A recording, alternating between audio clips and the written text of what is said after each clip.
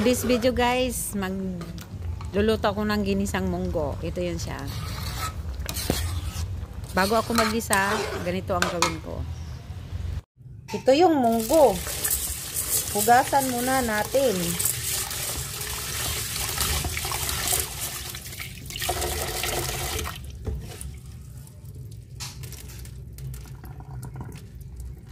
Ayan o, maraming lumulutang. Ayan o.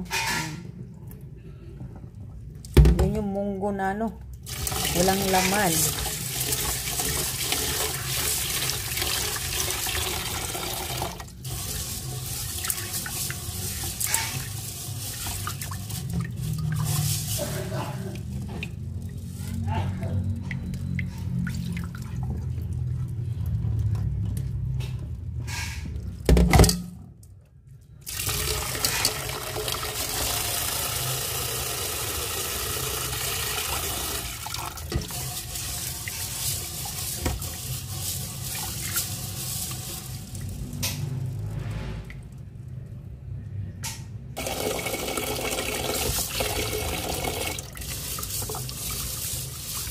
Yan, hugasan yan hanggang ano, yung malinis na yung tubig.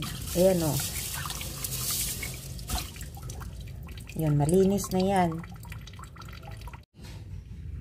Ayun guys.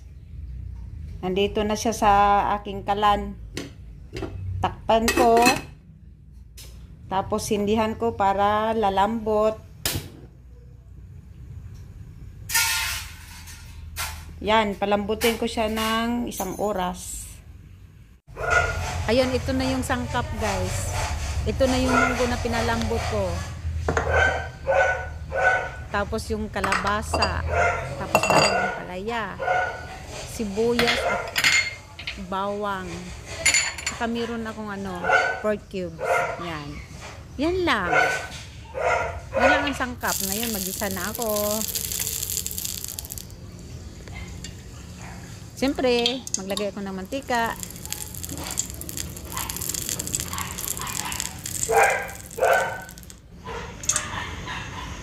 Igisa ko na yung bawang.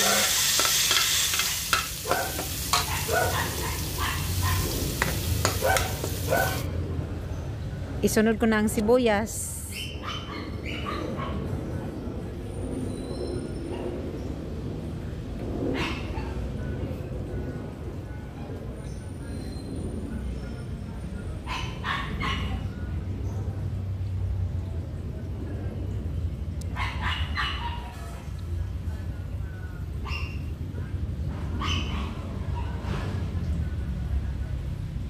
Ilagay ko na ang kalabasa.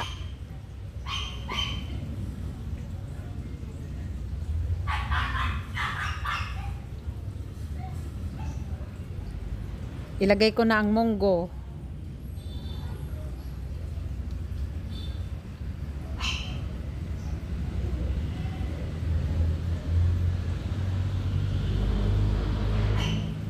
Tapos lagyan ko siya ng konting tubig.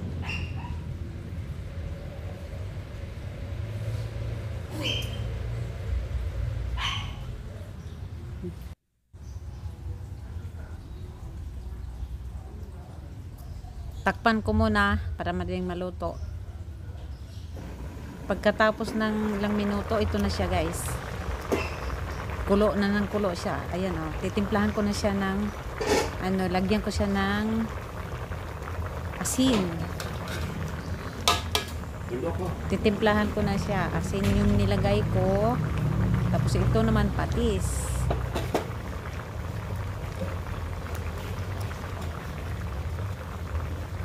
Tapos lagyan ko siya ng pork cubes. Napakasimple lang ito pero napakasarap. Nako, ang daming nakatikim na nitong pagluto ko. Tapos ito naman yung ano, kapartner, paksiw na bangos. Yan, bagay yan sila. Munggo at saka paksiw na bangos. Ayan siya guys. Mayroon na rin akong naka-upload dyan. So, ito na yung munggo. Lagyan ko na siya ng dahon ng ampalaya.